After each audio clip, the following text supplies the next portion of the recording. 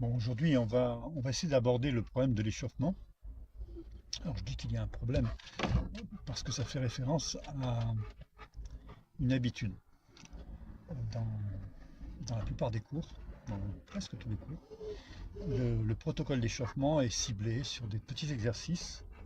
Ces petits exercices, flexion, extension, petits mouvements, de la petite course à pied, choses comme ça, traditionnels, hein, on les voit partout. Et ces petits mouvements n'ont aucun rapport direct avec l'apprentissage technique. Ce qui veut dire que sur un cours, par exemple, de technique de trois quarts d'heure, il y a à peu près une demi-heure de travail qui va être réservé avant le cours, enfin avant la préparation technique, pour préparer en quelque sorte, monter la température corporelle, monter le rythme cardiaque, etc. Donc arriver à un degré de biologique compatible avec l'exercice qui va suivre. Évidemment, c'est le protocole que l'on apprend la plupart du temps aux moniteurs, qui se font scrupuleusement un devoir de reproduire, au point que ça devient un peu débile, dans le sens où ils reproduisent le protocole, quel que soit l'exercice qui est effectué après l'échauffement. Alors, quand on a l'habitude, après on sait que l'échauffement doit être ciblé sur les zones qui vont travailler plus, évidemment, et selon les niveaux.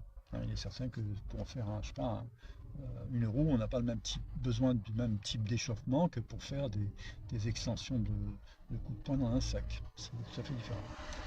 Donc essayons de voir un peu le problème et de comprendre une chose. Moi, avec mon expérience, je me suis rendu compte très rapidement que l'on pouvait s'échauffer en faisant de la technique. S'échauffer en se déplaçant comme en situation technique.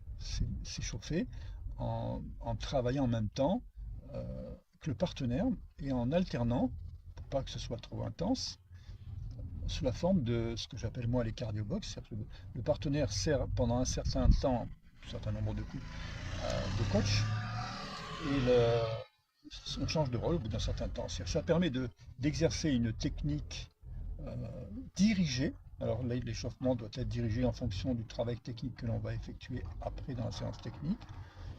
Donc en fait, on travaille d'emblée, dès le départ, à la fois des attitudes et des techniques de boxe, ce qui est quand même intéressant parce qu'on apprend beaucoup plus euh, ce qu'on doit apprendre. Tout le corps du cours et l'échauffement est orienté vers l'apprentissage, au lieu d'avoir que le corps du cours qui travaille ça et pas l'échauffement.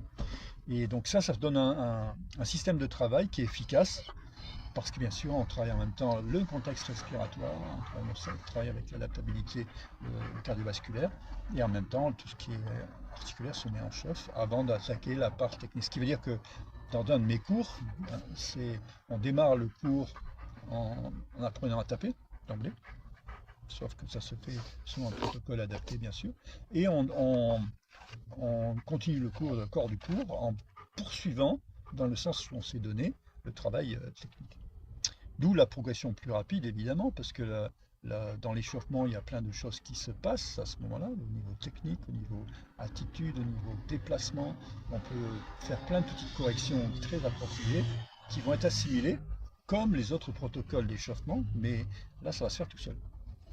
Et on reverra ça, j'en en reparlera là, j'en reparlerai dans une autre petite vidéo, de l'importance de ce type d'échauffement qui est plus centré vers l'objectif que l'on veut atteindre, dans le sens où on retrouve après des élèves qui font des compétitions et qui, au moment de la compétition, ne savent pas trop comment faire pour s'échauffer juste avant la compétition. Bon, on en parlera la prochaine fois.